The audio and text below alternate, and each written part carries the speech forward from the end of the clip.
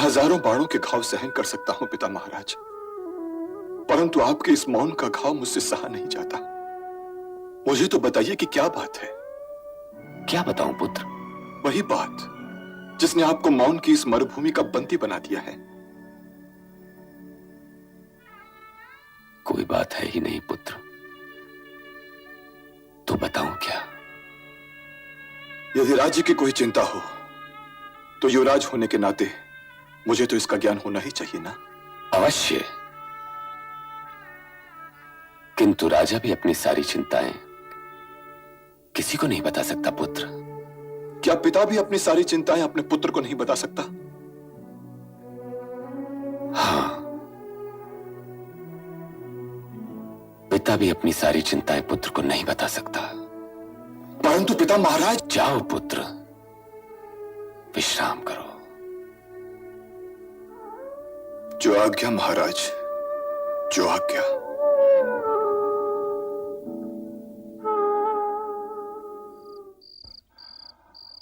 आओ सारथी। मैं पिता महाराज के लिए बहुत चिंतित हूं। आप उनके मित्र भी हैं और सारथी भी। ये प्रतिदिन आप पिता महाराज को कहां ले जाते हैं? जहां ले जाने की आज्ञा मिलती है युवराज। और वो कहां ले जाने की आज्ञा देते हैं? जहां जाने को उनका जी करता है। आपकी निष्ठा आदरणीय है, परंतु लगता है आप राजा भक्त हैं, राज्य भक्त या देश भक्त नहीं। इस समय पिता महाराज का मन भटका हुआ है, इसलिए मेरा यह जानना आवश्यक है कि प्रतिदिन सूर्योदय के बाद वो कहां जाते हैं। यह प्रश्न आपसे मैं नहीं कर रहा हूं, आपसे यह प्रश्न हस्तिनापुर कर रहा है, और इस प्रश्न का उत्तर देना हस्तिनापुर के प्रति आपकी निष्ठा का कर्तव्य है। मैं क्षमा चाहता हूं युवराज, परंतु मैं महाराज से विश्वासघात नहीं कर सकता। और आप पिता महाराज के सुख चैन से विश्वासघात कर सकते हैं, और आप हस्तिनापुर से विश्वासघात कर सकते हैं, और आप भारतवर्ष और भरतवंश के साथ विश्वासघात कर सकते हैं। निष्ठा की जो परिभाषा आपने सोच रखी है वो वास्तव में निष्ठा नहीं, अनिष्ठा है।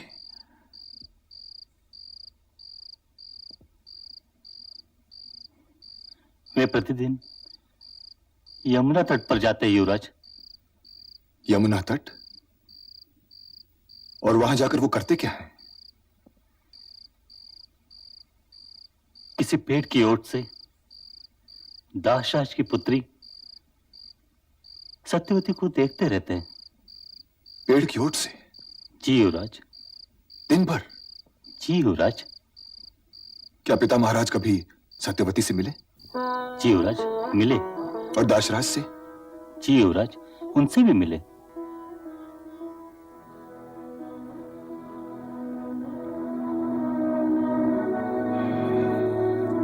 मेरा रथ तैयार किया जाए। महाराज, महाराज, गंगापुत्र देवव्रत पधारे हैं। उन्हें आदर के साथ अंदर बिठाओ। जो आज्ञा।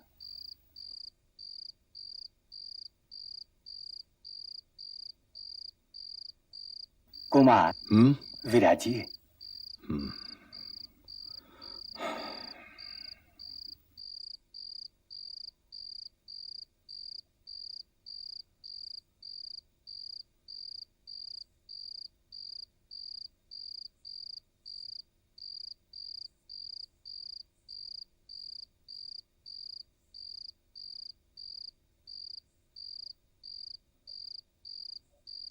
गंगापुत्र, इतनी रात गए? दासराज को कुरुपुत्र देवव्रत का प्रणाम। दासराज के घर में ये जो आपकी कृपा का चांद निकला तो इस घर की रात दिन में बदल गई। परंतु युवराज ने सूर्योदय की प्रतीक्षा क्यों नहीं की? मैं हस्तिनापुर राज्य के सूर्य की ओर से चिंतित होकर आपकी सेवा में आया हूं दासराज। आप मुझे यह बताएंगे कि यहां और हमारे पड़ाव के बीच पिता महाराज कहां खो गए? आप विराजिए तो। ये बैठने का समय नहीं है दासराज। कृपया आप मुझे पिता महाराज के विषय में कुछ बताएं। वे मेरी पुत्री सत्यवती से विवाह करना चाहती हैं। तो फिर रुकावट क्या है? क्या पिता महाराज का हृदय और हस्तिनापुर का राजमहल आपको देवी सत्यवती के लिए छोटा दिखाई दे रहा है? यह आपने क्या कह दिया गंगापुत्र? तो फिर बस एक रुकावट है गंगापुत्र। और वो रुकावट है क्या? सत्यवती की भाग्य रेखा कहती है कि उसका पुत्र राज करेगा, और यही एक वचन महाराज ने नहीं दिया। वे ये वचन दे ही नहीं सकते थे दाशराज। मैं समझा नहीं कुमार। उन्हें तो यह वचन देने का अधिकार ही नहीं था दाशराज। राजा को वचन देने का अधिकार नहीं कि उसके बाद राजा कौन होगा? अधिकार है, परंतु पिता महाराज उस अधिकार का प्रयोग कर चुके हैं। कोई राजा एक ही वस्तु या पदवी को दो व्यक्तियों को तो नहीं दे सकता ना दाशराज। आपने पिता महाराज के धर्म संकट को समझने का प्रयत्न ही नहीं किया। तो आप समझा दीजिए। हस्तिनापुर का राज सिंहासन वो मुझे दे चुके हैं। वो राज सिंहासन उनके बाद मेरा होने वाला है, और मेरे रहते हुए वे राज सिंहासन किसी और को दे दें, ये तो असंभव होगा ना दाशराज। ये तो घोर अन्याय हो जाएगा। हाँ, मैं यदि चाहूं तो वो राज सिंहासन किसी को दे सकता हूं। इसलिए मैं आपको यह वचन देता हूं कि हस्तिनापुर का राज सिंहासन देवी सत्यवती और पिता महाराज के ज्येष्ठ पुत्र को ही मिलेगा। आप धन्य है गंगापुत्र, और आपके चरणों की धूली पाकर मेरा घर भी धन्य हो गया। धन्य है वो देश जिसमें आप जैसा महापुरुष और आदर्श पुत्र जन्मा। अपने पिता की प्रसन्नता का दाम अपने भाग्य से चुकाना हर व्यक्ति के बस की बात नहीं। नहीं दाशराज, नहीं। जो हो रहा है वो भाग्य रेखा के अनुसार ही हो रहा है। यदि हस्तिनापुर की राजगद्दी मेरे भाग्य में होती तो देवी सत्यवती की भाग्य रेखा उसका विरोध क्यों करती? भाग्य रेखाएं कभी एक दूसरे को नहीं काटती दाशराज। इसलिए मैं देवी सत्यवती की भाग्य रेखा को प्रणाम करता हूं। और अब यदि आप आज्ञा दें तो मैं उन्हें अपने साथ ले जाऊं। परंतु गंगापुत्र। अब ये कौन सा परंतु है दाशराज, जिसने सर्प के समान फड़ काट लिया? जिस प्रकार महाराज को आपकी ओर से कोई वचन देने का अधिकार नहीं था, उसी प्रकार आपको भी अपने वंशज की ओर से कोई वचन देने का अधिकार नहीं है। यदि आपकी संतान ने हस्तिनापुर के राज सिंहासन पर अधिकार का प्रश्न उठाया तो उसका परिणाम क्या होगा गंगापुत्र? आपकी ये आशंका आधारहीन नहीं, इसलिए मैं इस अजगर का मुंह भी कील देता हूं। हाँ, मैं अपनी संतान की ओर से कोई वचन देने का अधिकारी नहीं, परंतु मैं संतानहीन रहने का अधिकारी तो हूं दाशराज। इसलिए मैं गंगा पुत्र देवव्रत चारों दिशाओं, धरती और आकाश को साक्षी मानकर आज ये प्रतिज्ञा करता हूं कि आजीवन ब्रह्मचारी रहूंगा, जीवन भर विवाह नहीं करूंगा, वंशहीन ही जीऊंगा और वंशहीन ही मरूंगा। ये मेरी अखंड प्रतिज्ञा है।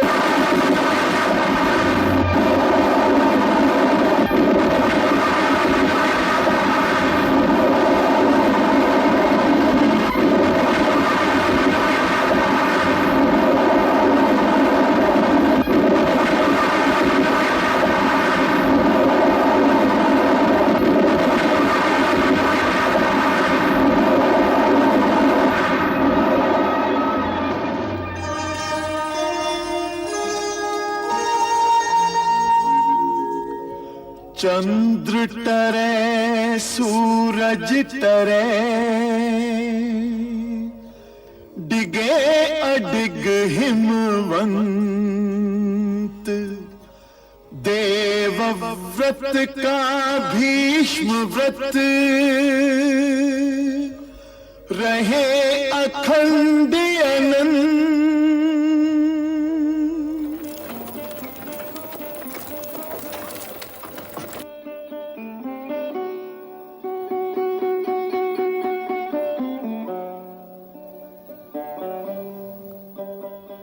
कुछ पता चला? नहीं महाराज। यह तो बड़े आश्चर्य की बात है कि किसी को यह नहीं मालूम कि युवराज हैं कहां।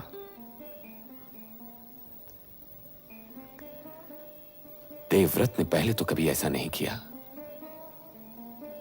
मुझे तो बड़ी चिंता हो रही कि वो गए कहां।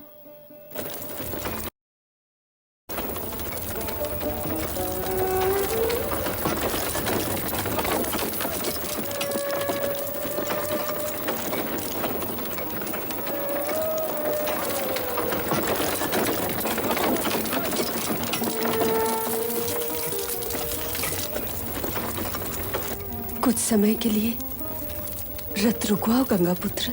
अवश्य, सारथी रथ रोको।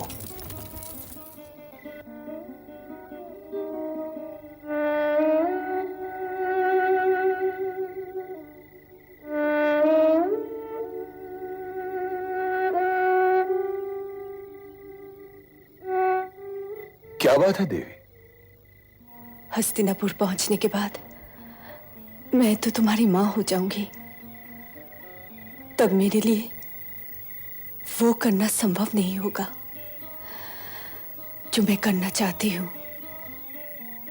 मां तो आप अब भी हैं देवी, परंतु वो कौन सा ऐसा कार्य है जो मां बनने के पश्चात आपके लिए संभव नहीं होगा? मैं तुम्हारे चरण छूना चाहती हूँ। नहीं माते, महापुत्र के चरण छुए ये तो बड़ा अनर्थ हो गया होता। आपका ये पुत्र आपके रथ और मनोरथ दोनों का सारथी है।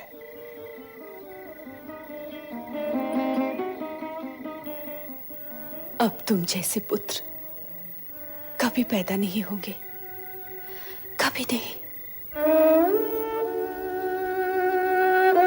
पिता महाराज,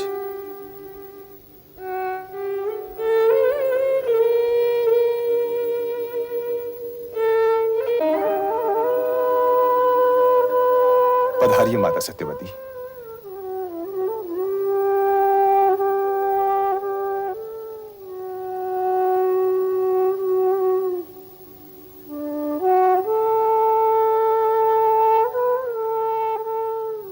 आप बिना कारण ही हिचकिचाए थे पिता महाराज। आपको मेरी ओर से यह वचन देने का पूरा अधिकार था कि माता सत्यवती का ज्येष्ठ पुत्र ही राज करेगा। परंतु पुत्र, मैं हस्तिनापुर के राज सिंहासन का नहीं, आपका पुत्र हूं। आपके सुख की सेवा करना मेरा कर्तव्य है, और इसीलिए इस कर्तव्य का पालन करने के लिए मैंने आजीवन ब्रह्मचर्य की प्रतिज्ञा कर ली।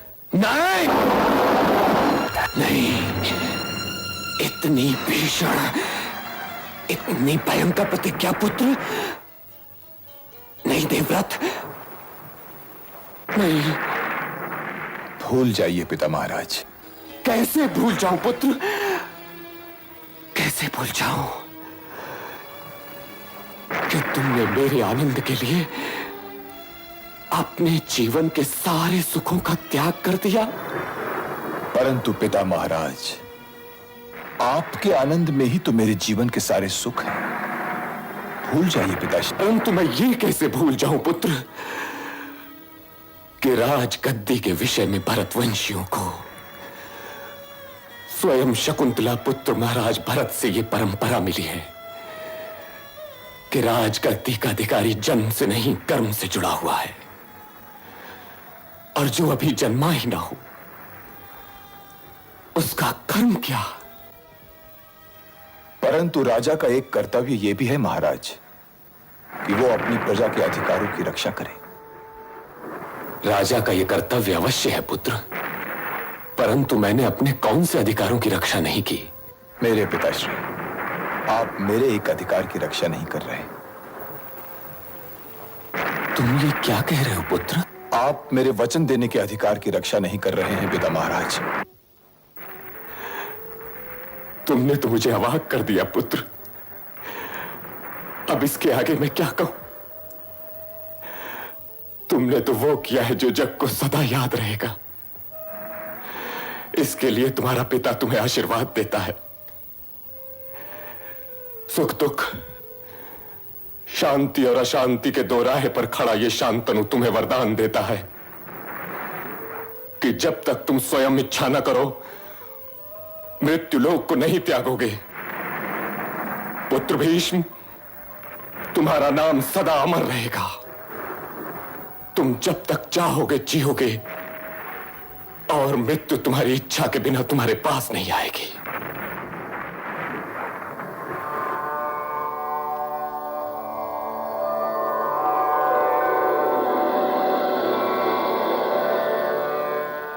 माते, पिताश्री को समझाइए कि मेरे साथ चाहे न्याय हुआ हो चाहे अन्याय, वो स्वयं मैंने ही किया है।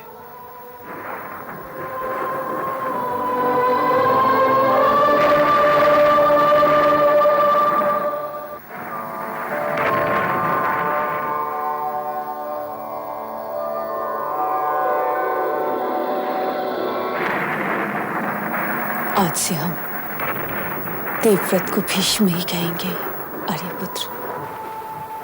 हम ही नहीं, त्रिलोक उसे भीष्म के नाम से पुकारेगा और भीष्म के नाम से ही जानेगा।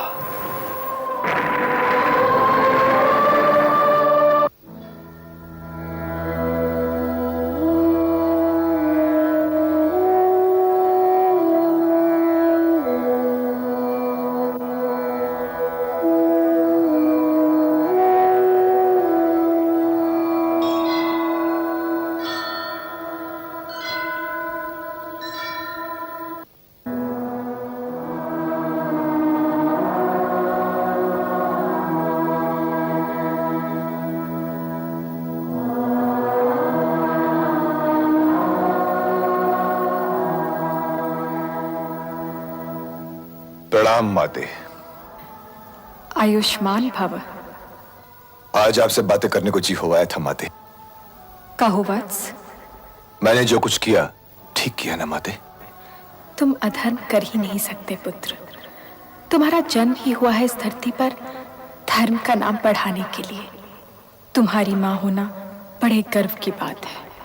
बस आपका आशीर्वाद चाहिए माते। वो तो सदैव है पुत्र। प्रतिज्ञा शब्द को अर्थ देने वाले अपने इस पुत्र के लिए तो मेरा आशीर्वाद सदैव है। जो तुमने किया वो किसी मानव या देव के लिए संभव न था, परंतु जो तुमने किया वो करना भी चाहिए था। तो फिर अब मेरे लिए क्या आदेश है माते? तुम आदेशों से ऊपर हो पुत्र। तुम उनमें से नहीं जो केवल अपने कर्तव्य का पालन कर लेते हो। तुम वो हो जो धर्म का पालन करने के लिए ही जन्म लेते हैं।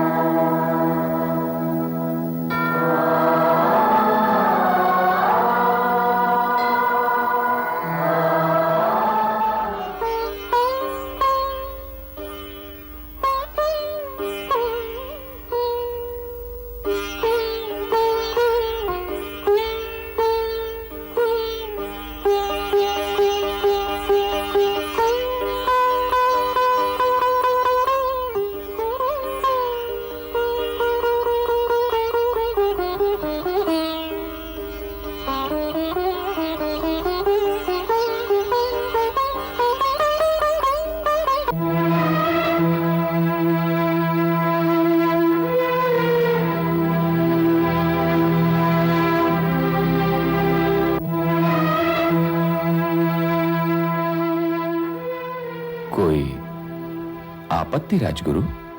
युवराज का स्थान रिक्त क्यों है राजन?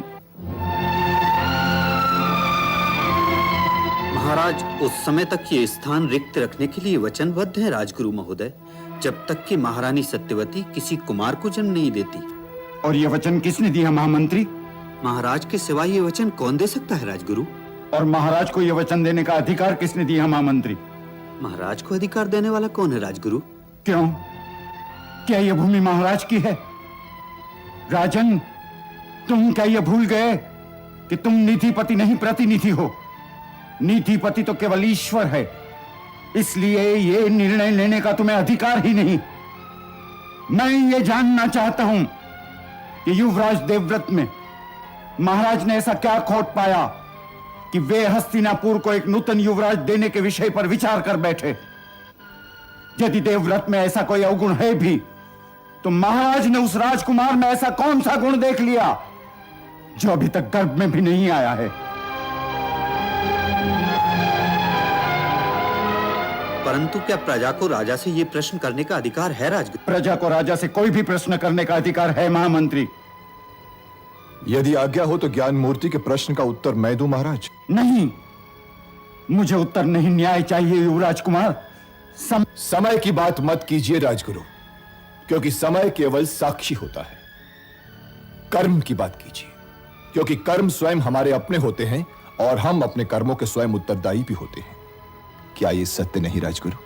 अवश्य, यही सत्य है युवराज कुमार। तो फिर आप मेरे कर्मों के लिए महाराज को कैसे उत्तरदायी मान सकते हैं राजगुरु?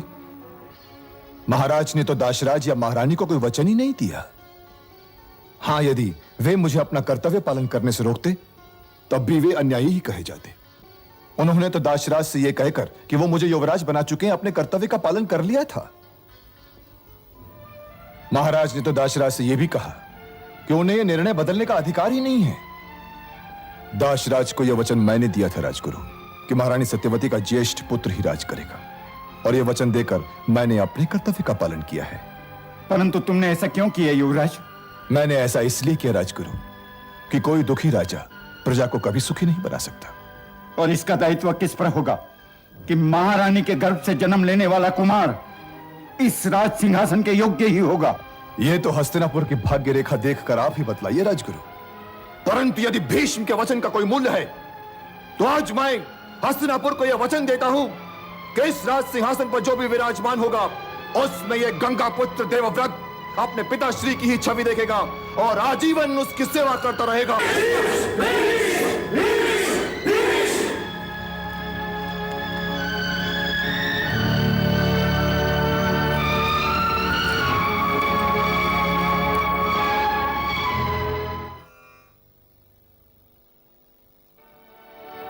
शांतनु, भरतवंशी शांतनु, ये तुमने क्या हो जाने दिया?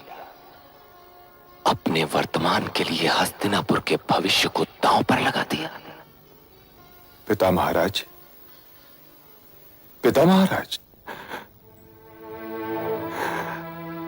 भीष्म, भीष्म, भीष्म। चिंता की ये रेखाएं पिता के माथे पर हैं या राजा के माथे पर?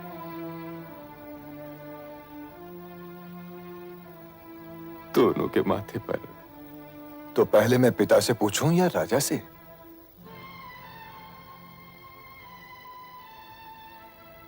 पहले तुम उस निर्बल व्यक्ति से पूछो जो न पिता बन सका न राजा, दोनों का मान न रख सका, जिसने पिता और राजा दोनों को ही विवश कर दिया। पिता महाराज, मैं कैसा पिता हूं पुत्र कि जिसने अपनी प्रेम तृष्णा में विवश होकर तुम जैसे आदर्श पुत्र के जीवन को एक अनंत मृग तृष्णा में धकेल दिया। और कैसा राजा हूं मैं कि एक योग्य युवराज को उसके पद से हटाकर हस्तिनापुर का भविष्य एक ऐसे बालक के हाथ में सौंप दिया जिसका कि अभी जन्म भी नहीं हुआ और जिसके बारे में कोई ये भी नहीं कह सकता कि आगे चलकर वो इस राजगद्दी के योग्य होगा भी या नहीं। ऐसा करके मैंने अपने पूर्वजों का घोर अपमान किया है पुत्र,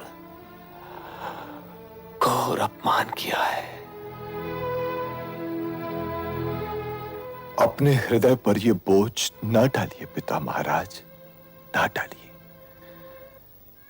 यदि आपने मुझे वो प्रतिज्ञा करने का आदेश दिया होता तब आपका यूं सोचना ठीक होता, परंतु यह प्रतिज्ञा भी मेरी है और इसका परिणाम भी मेरा ही है, केवल मेरा पिता महाराज। मैंने ये शपथ इसलिए ली पिता महाराज कि सदा पिता ही पुत्र के लिए बलिदान क्यों दे? क्या पुत्र का कोई कर्तव्य नहीं होता? क्या मेरे लिए आपके आनंद का कोई अर्थ नहीं? मेरे लिए आपके हृदय की गद्दी हस्तिनापुर की राजगद्दी से कहीं अधिक मूल्यवान है पिता महाराज। फिर भी पुत्र, फिर भी क्या पिता महाराज? यदि तुम्हारा होने वाला भाई इस राजगद्दी के योग्य न निकला तब क्या होगा पुत्र? तो जो वचन मैंने हस्तिनापुर को दिया है वही वचन आज मैं आपको भी देता हूं पिता महाराज, कि जीवन भर कुरुवंश और हस्तिनापुर के इस राज सिंहासन की सेवा और रक्षा करूंगा और इसके सिवा मेरे जीवन का कोई और लक्ष्य नहीं होगा। और जब तक मैं ये न देख लूं कि कुरुराज जब चहुं ओर से सुरक्षित है और उसे मेरी सेवा की कोई और आवश्यकता नहीं है, तब तक मैं जीऊंगा और इस मृत्युलोक को नहीं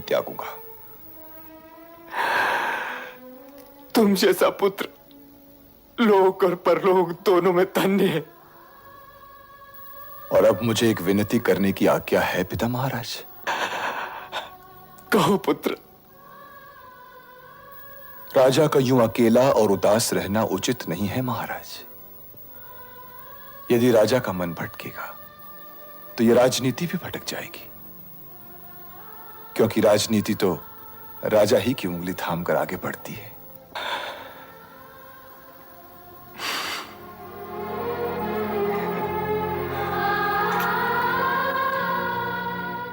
मेरे अहो भाग्य कि आप मेरे यहां पधारे, पर मुझे बुलवा लिया होता।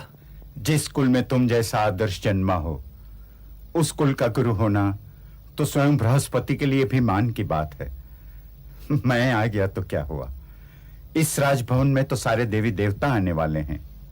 क्या यह देखने के लिए कि मैंने हस्तिनापुर के प्रति अपने कर्तव्य का पालन किया, कि वो भीष्म जिसे संसार अजय कहता है स्वयं अपने पितृ मोह से हार गया?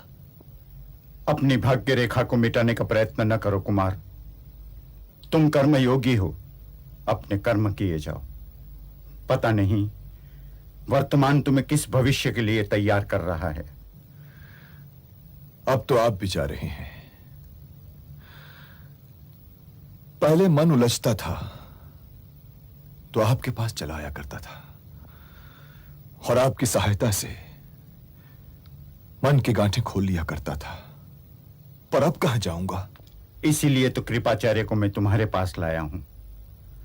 मैं चाहता हूं कि मेरे जाने के पश्चात कुल गुरु का स्थान इन्हें दे दिया जाए। वैसे भी ऋषि शरद्वान का ये पुत्र मेरे शिष्य के साथ साथ मेरे पास महाराज की धरोहर भी है। महाराज तो अपनी मौन की गुफा में हैं। मैं उस गुफा तक पहुंच नहीं पाता, इसलिए अपने पिताश्री की इस धरोहर को तुम संभालो और इस ज्ञानदीप को अपनी सुरक्षा की आड़ दे दो। ज्ञानदीप को आड़ की आवश्यकता होती नहीं राजगुरु, पर आपकी आज्ञा सर आंखों पर। मुझे अपना मित्र मानकर सम्मानित कीजिए आचार्य। आपकी एक बहन भी तो है आचार्य। हाँ कृपे, उसका विवाह हो गया। किससे? द्रोणाचार्य से। तब तो द्रोणाचार्य हमारे संबंधी हो गए। जो मेरा बालपन लौट आए तो मैं धनुर्विद्या उन्हीं से सीखूं। ये तुम्हारी नम्रता है कुमार। नहीं कुलगुरु, जिनके पास ब्रह्मास्त्र होता है वो तो आदरणीय होते ही हैं। ये तो मेरे लिए गौरव की बात है कि मैं अपना ये जन्म उनके युग में बिता रहा हूं। और ये हम सबका सौभाग्य है कि भगवान ने हमें आपके युग में जीने का अवसर दिया। ब्राह्मण हो, आशीर्वाद मांग नहीं सकते, आशीर्वाद दे तो सकते हो। इन्हें आशीर्वाद की क्या आवश्यकता है गुरुदेव? ये तो स्वयं ही भगवान के आशीर्वाद स्वरूप हैं। मांगो कुमार, क्या आशीर्वाद दूं? बस यही आशीर्वाद दीजिए कि मैं पिताश्री की उस मौन गुफा में प्रवेश कर सकूं जिसमें कुल गुरु भी न कर पाए। पिताश्री का मौन एक गरुड़ की भांति हस्तिनापुर के कंधे पर बैठा उसके सिर पर चोंच मार रहा है, ठोर मार रहा है।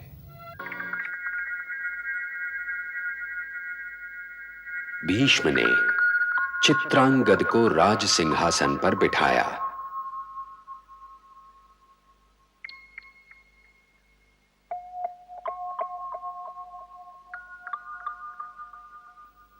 परंतु वो बहुत दिन राज न कर पाया और अपने ही नाम के गंधर्व के हाथों मारा गया। तब भीष्म ने विचित्र वीर को राजगद्दी सौंपी। विचित्र वीर के सिंहासन पर बैठाने का बड़ा समारोह हुआ।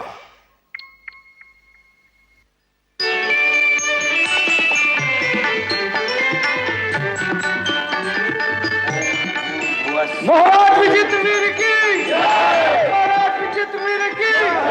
महाराज विचित्र वीर की जय! महाराज विचित्र वीर की जय! महाराज विचित्र वीर की जय!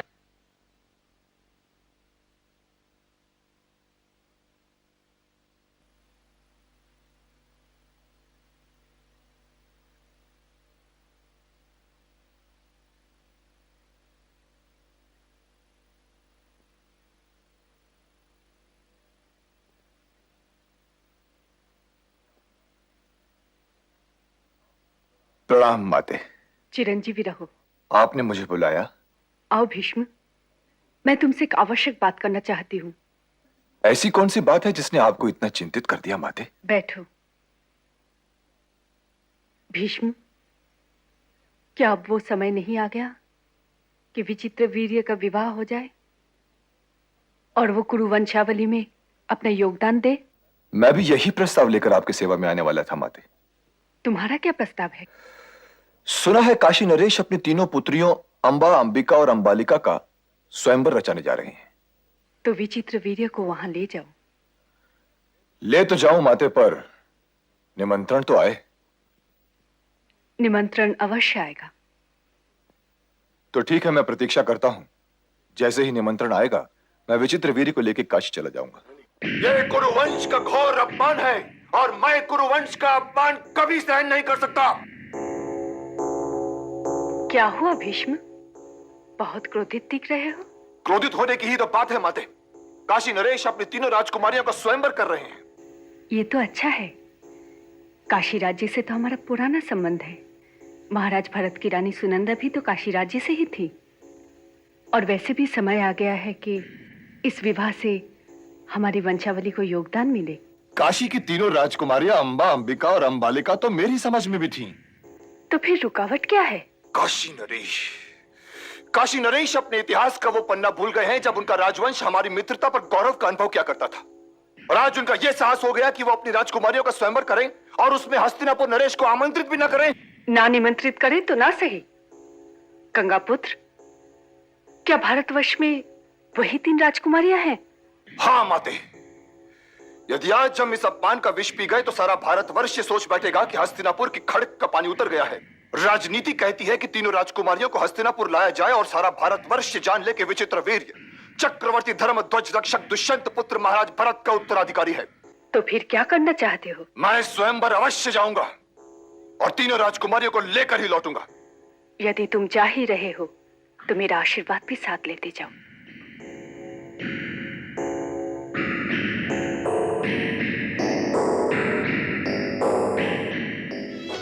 भरतवंश संरक्षक शांतनु पुत्र अपराजय वीर गंगा पुत्र भीष्म पधार रहे हैं।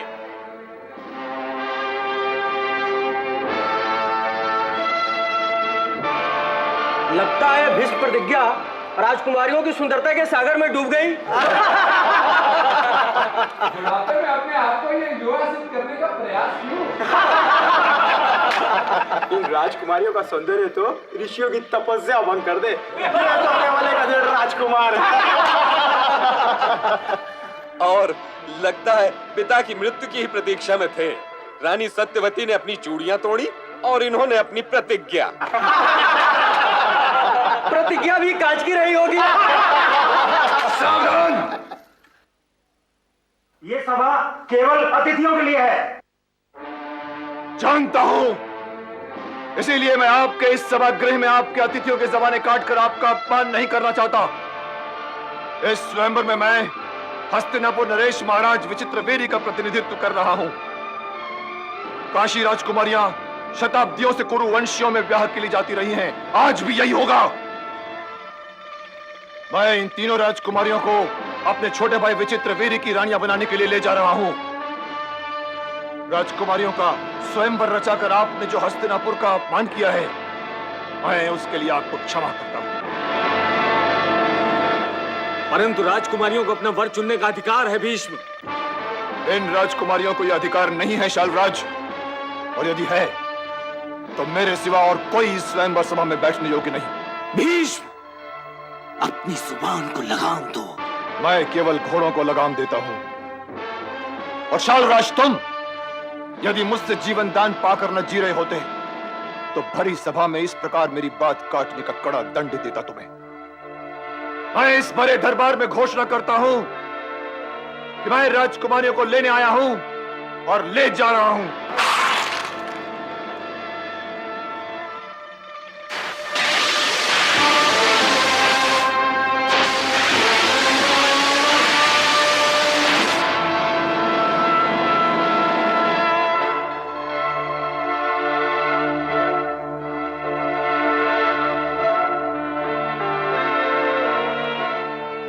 क्या कोई भीष्म को रोकना चाहता है? रोकना चाहता है भीष्म को?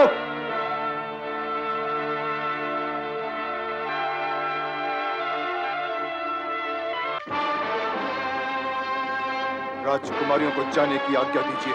काशी नरेश।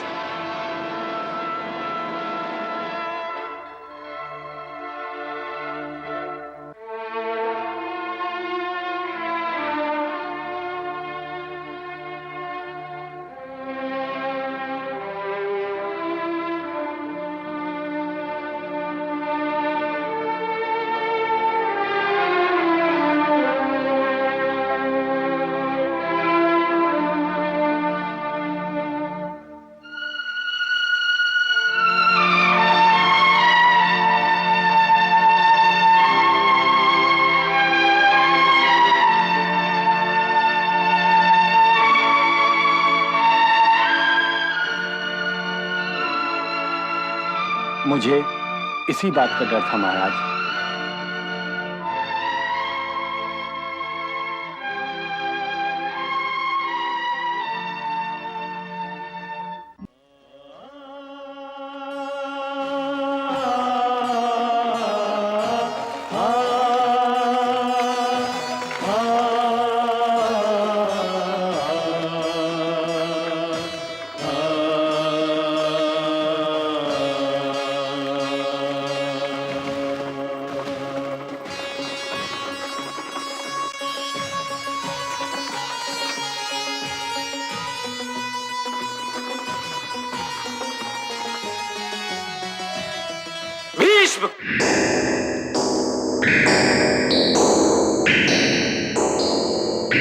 सारथी, रथ घुमाओ।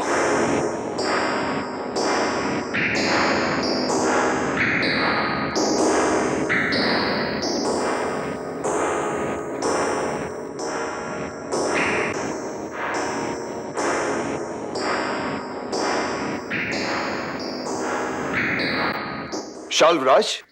हाँ, मैं शाल्व। परंतु ये मार्ग तो शाल्व नहीं जाता। तुम योद्धा नहीं हो भीष्म, तुम एक मायावी अभिचारक हो। तुमने काशी राज्यसभा में अपनी वीरता का प्रदर्शन नहीं किया, बल्कि अपनी माया का जाल फेंका था। अब मेरे बाणों का जाल देखो। सावधान! तुम एक महान योद्धा हो शाल्वराज, और मेरी तुमसे कोई लड़ाई भी नहीं। आज वो जीवन मैं कैसे ले लूं जो मैंने ही तुम्हें दान में दिया था? इसलिए लौट जाओ। मैं यहां वापस जाने के लिए नहीं आया हूं भीष्म, बल्कि तुम्हें जीवन दान देने के लिए आया हूं। क्षमा चाहो तो लौट जाओ हस्तिनापुर, या धनुष संभालो। सावधान!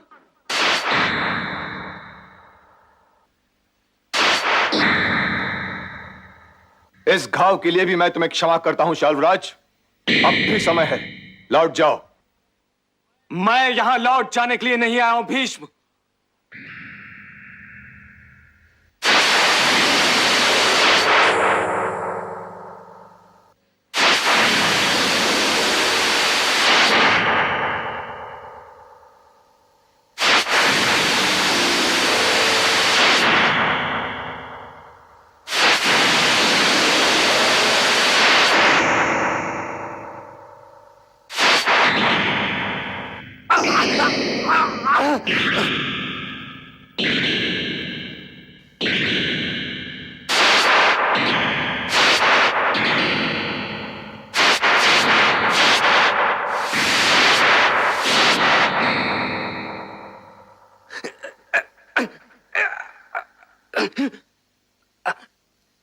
मेरे पास बाणों की कमी नहीं है शाल्वराज, पर दिया हुआ जीवन में वापस लेना नहीं चाहता। इसलिए एक बार फिर क्षमा करता हूं। सारथी, हस्तिनापुर चलो।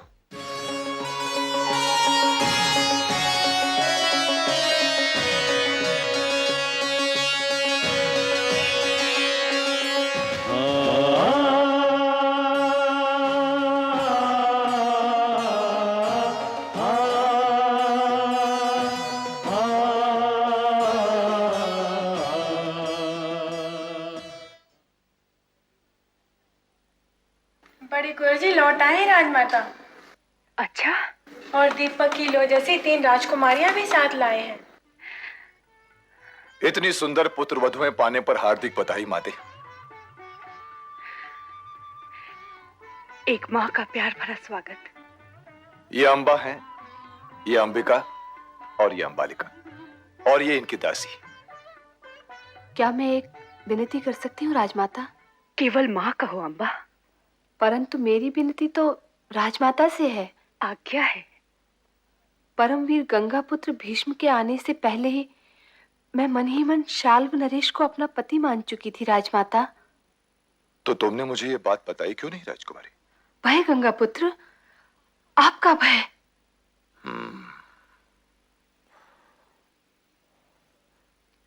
तब तो विचित्र वीर्य का विवाह अंबा से नहीं हो सकता माते।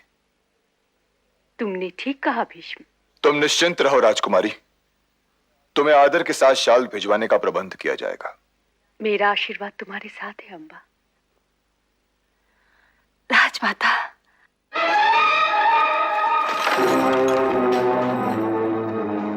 राजकुमारी को अंदर आने दिया जाए।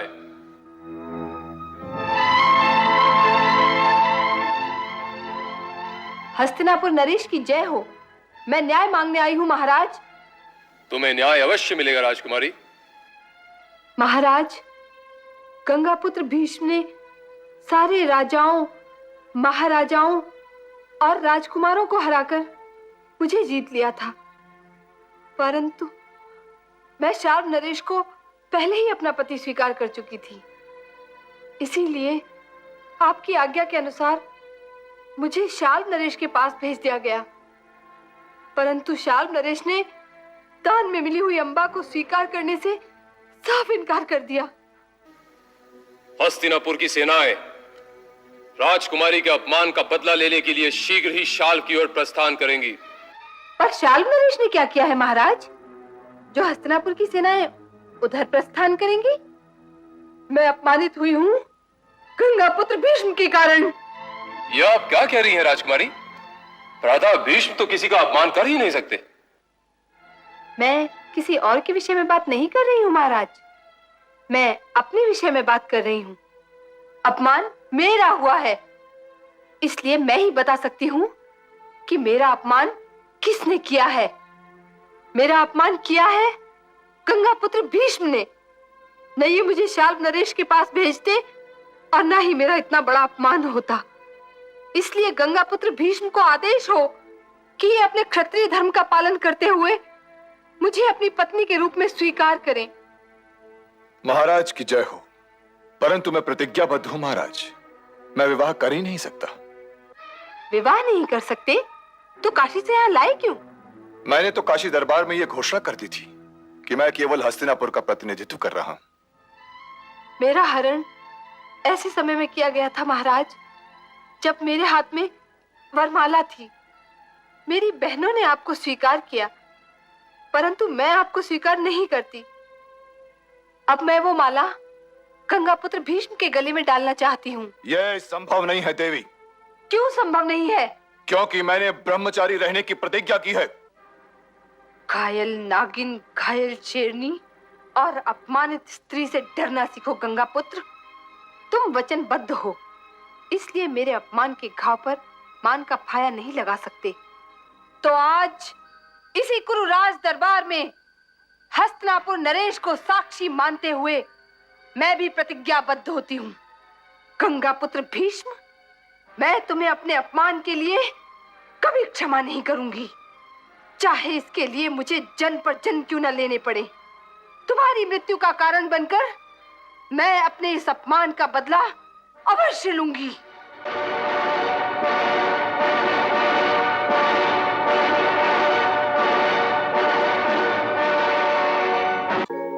क्रुद्ध सर्पिणी बन गई, सुंदर उपवन बेल। दोष किसी का क्या भला, भाग्य खिलाए खेल।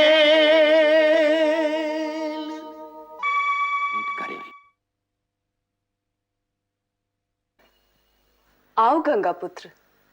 प्रणाम माते। यहाँ आओ, मेरे पास बैठो।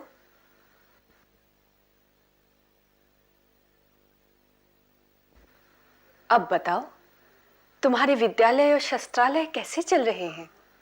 तुम्हारे शिष्य कैसे हैं? ये आप उन्हीं से पूछ ले माते।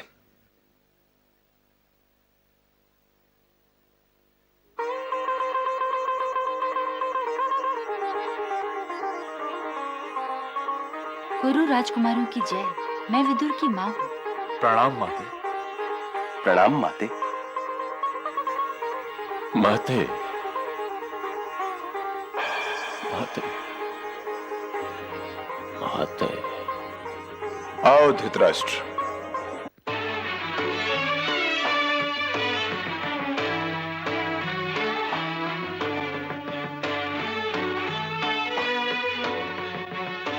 माताओं को प्रणाम। धृतराष्ट्र, ये माता सत्यवती है। चिरंजीवी रहो। माता अंबिके। आयुष्मान भव। माता अंबालिके। आयुष्मान भव। आओ।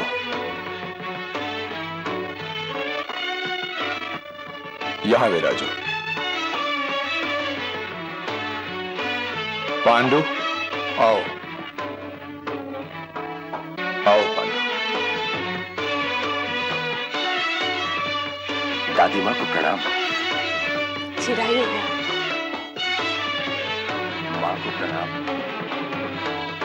चिरंजीवी। माते। आयुष्मान भव। आओ, आओ मेरे साथ।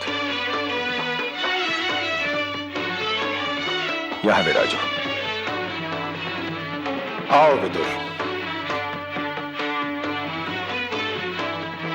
आओ। चरण वंदना दादी माँ। आयुष्मान भव। चरण वंदना।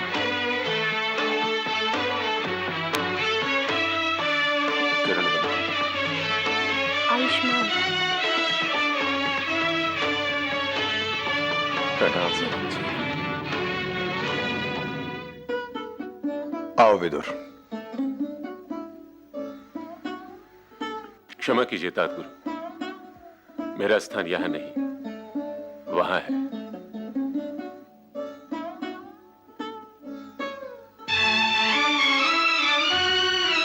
प्रणाम।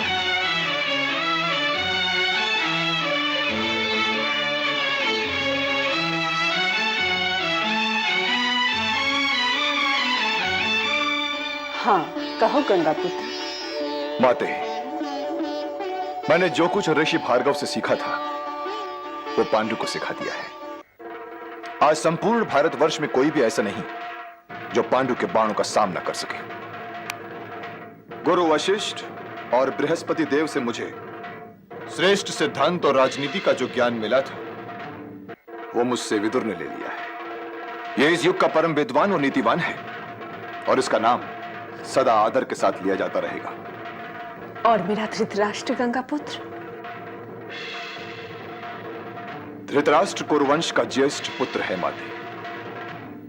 यह बड़ा बलवान है, पाषाण को चुटकी से मसल सकता है। ज्ञान में यह पांडु और विदुर का साझीदार है। पांडु और विदुर इसकी दो आंखें। इसलिए मैं निसंदेह कह सकता हूं कि अब वो समय आ गया है जब हस्तिनापुर का राजमुकुट धृतराष्ट्र के सिर की शोभा बने। तुम्हारी जो इच्छा, तुम्हारी जो आज्ञा गंगा। आज्ञा हो तो मैं कुछ निवेदन करूं तातगुरु? आज्ञा है। आप ही द्वारा शास्त्रों और नीति का जो ज्ञान मिला है उसी के आधार पर कुछ कहने का साहस कर रहा कि ऐसा कोई भी व्यक्ति राज सिंहासन पर नहीं बैठ सकता जो शारीरिक दृष्टिकोण से संपूर्ण न हो। ज्येष्ठ भ्राता धृतराष्ट्र अपनी नेत्रहीनता के कारण राज सिंहासन के योग्य नहीं है। राज सिंहासन के योग्य तो पांडु है, केवल पांडु। नहीं विदुर, मैं अपने बड़े भाई के सामने राज सिंहासन पर नहीं बैठूंगा। प्रिय भाई, यदि मैं स्वयं तुम्हारा हाथ थामकर तुम्हें राज सिंहासन तक ले जाऊं और तुम्हें वो स्थान ग्रहण करने का आदेश दूं, तब? विदुर ठीक कह रहे ताऊ जी। जो व्यक्ति स्वयं अपनी रक्षा नहीं कर सकता है, वो राज्य की क्या रक्षा करेगा? हस्तिनापुर की राजगद्दी के योग्य तो केवल एक ही व्यक्ति है, मेरा भाई पांडु। तुम भी तो कुछ बोलो गंगापुत्र। यह निर्णय तो आप ही लेंगी माते। मैं तो कुरुवंश और हस्तिनापुर राज सिंहासन से बंधा हुआ हूं। जो इस राज सिंहासन पर बैठेगा उसकी सेवा और रक्षा करना मेरा धर्म है। कौन बैठेगा यह निर्णय आप ही लीजिए माते।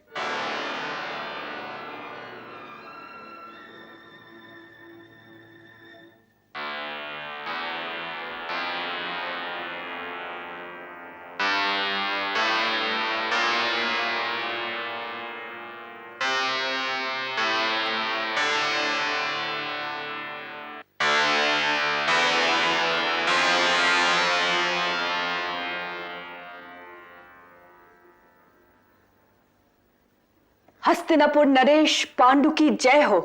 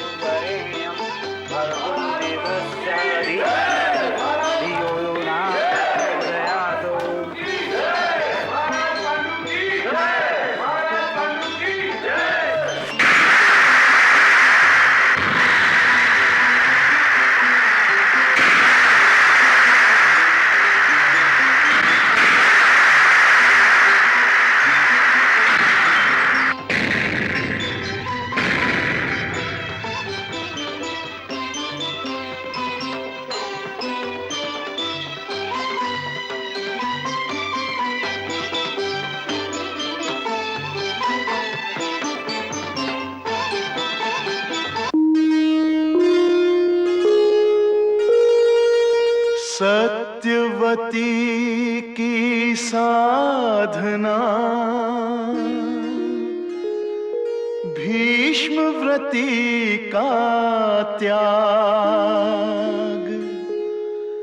जागे जिनके जतन से भरत वंश के भाग,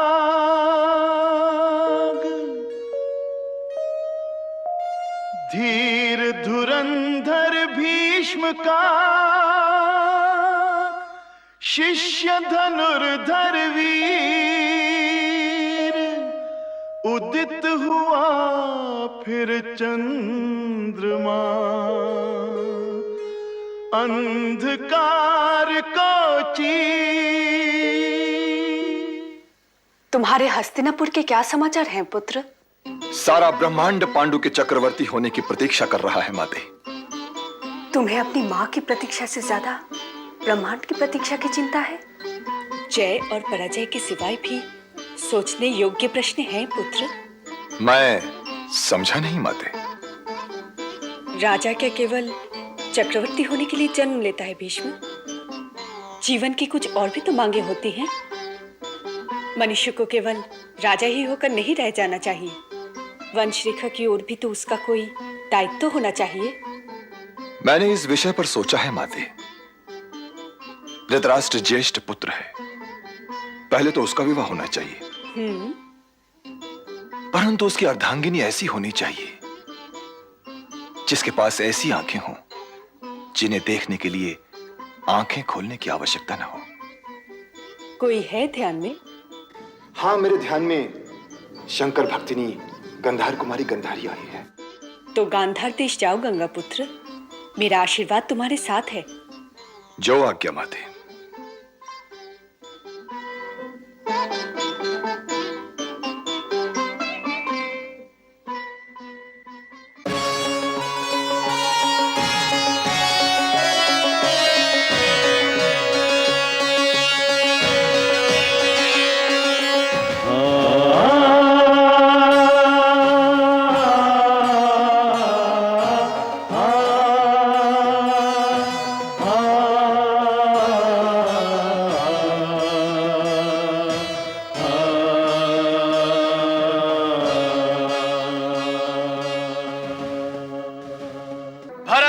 रक्षक शांतनु पुत्र अपराजय वीर गंगा पुत्र भीष्म पधार रहे हैं। स्वागतम गंगापुत्र भीष्म, स्वागतम। पुत्र, इन्हें प्रणाम करो। इनके चरण स्पर्श करना गंगा स्नान के समान है। प्रणाम। चिरंजीवी रहो वत्स। मेरा पुत्र शकुनी, आइए पधारिए।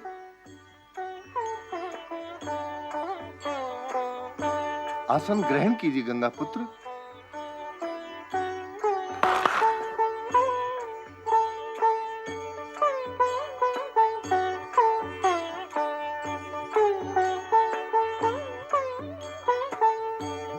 ये गांधारी अनारों का रस है गंगापुत्र। गंगा जल के अतिरिक्त ऐसी मिठास कहीं और संभव नहीं।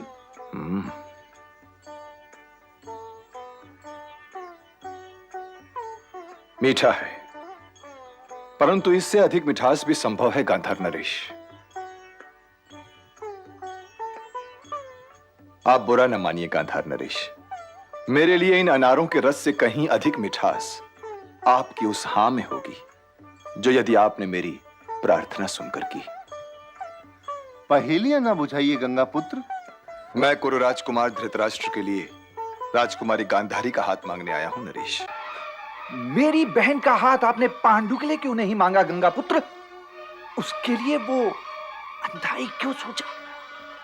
शकुनी, क्षमा चाहता हूं पिताश्री। आप मेरी चंद्रमुखी पुत्री को हस्तिनापुर के चंद्रवंशियों में ले जाने के लिए आए हैं, परंतु गंगापुत्र, आपका ध्यान इस ओर तो जाना चाहिए था कि राजकुमार धृतराष्ट्र नेत्रहीन हैं। उनके जीवन में गंधार देश का ये चंद्रमा निकला तो क्या और ना निकला तो क्या, उनका जीवन तो सदैव अंधकार में ही बंधा रहेगा। ऐसा न कहिए पिताश्री। परंपरा अनुसार वरमाला मेरे हाथों में है। यह निर्णय लेना मेरा अधिकार है कि मेरा विवाह किससे होगा। क्या आप मुझसे मेरा वो अधिकार भी छीन लेना चाहते हैं? गांधारी, मैं अपने पिता गंधार नरेश, अपने भाई राजकुमार शकुनी, तात श्री भीष्म और शंकर भगवान को साक्षी मानकर राजकुमार धृतराष्ट्र को अपना वर चुनती हूँ। गांधारी पुत्री, अभी मेरी बात पूरी नहीं हुई है पिताश्री। गुरु राजकुमार धृतराष्ट्र को अपना पति मानना गौरव की बात है, सौभाग्य की बात है। सौभाग्य की बात इसलिए है कि यदि मेरा सौंदर्य चला भी जाए तब भी मेरे लिए वैवाहिक जीवन में कोई उथल पुथल नहीं होगी, क्योंकि गुरु राजकुमार धृतराष्ट्र मुझे मेरे शारीरिक सौंदर्य के आधार पर स्वीकार नहीं कर रहे हैं। ताजश्री,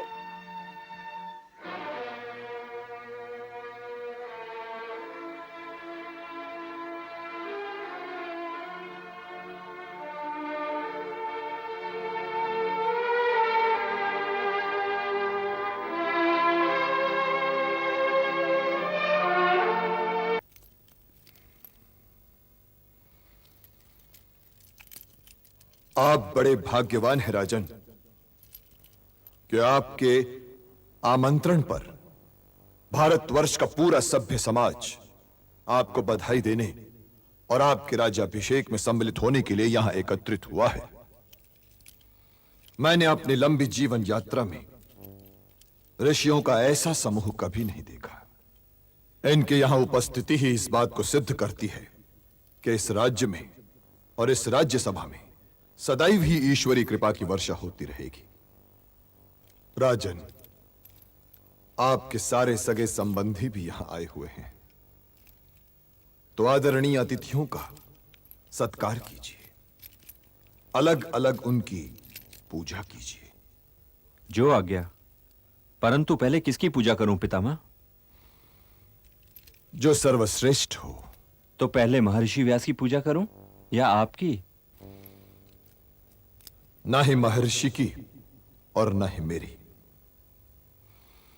आज आप धर्म के प्रतिबिंब है राजन।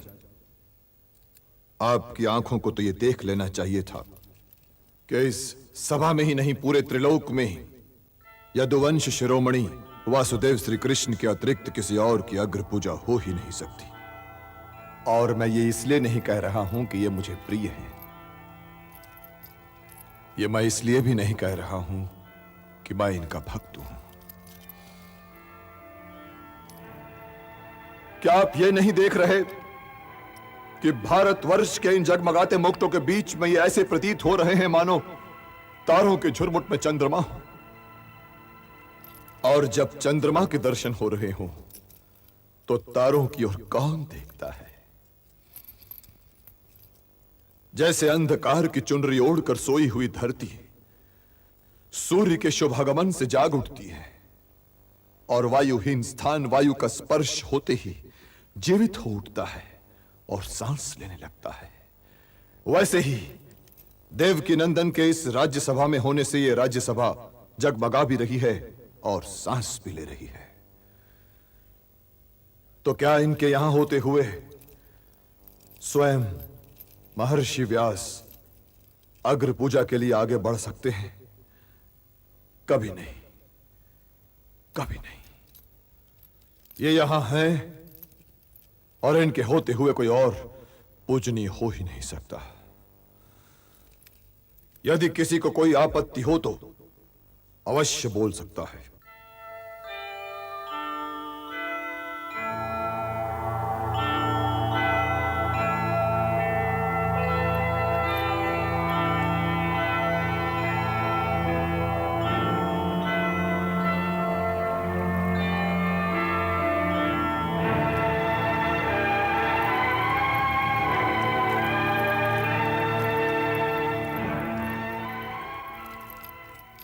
अपना स्थान ग्रहण कीजिए देवकी नंदन, आइए।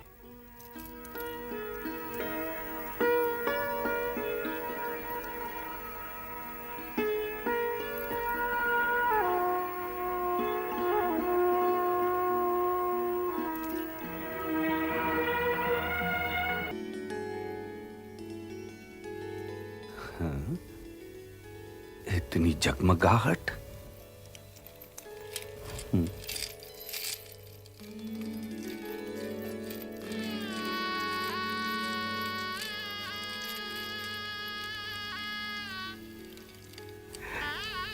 दीपमाला। प्रणाम ताजश्री। आइए गंधर्व नरेश। अरे यूं मेरे लिए उठ के मुझे लज्जित ना कीजिए ताजश्री। विराजिए। अरे नहीं विराजिए, नहीं आइए, ताजश्री, आइए, विराजिए। नहीं आप विराजिए। नहीं नहीं, आप विराजिए। नहीं ताजश्री, आप विराजिए। विराजिए, विराजिए। मैं बहन गांधारी के यहाँ से लौट रहा था कि आपके भवन की जगमगाहट देखकर आश्चर्य में पड़ गया। आज तो दीपावली की रात भी नहीं है ताजश्री। अंधेरे से जी ऊब चुका था गंधार नरेश, तो सोचा कि जी भर कर प्रकाश को देख लूं आज। और फिर दीपकों का जीवन काल भी क्या पता किधर से पवन का एक झकोरा आ जाए और ये सारे के सारे दिए बुझ जाएं और ये भवन फिर से अंधकार ओढ़कर बैठ जाए।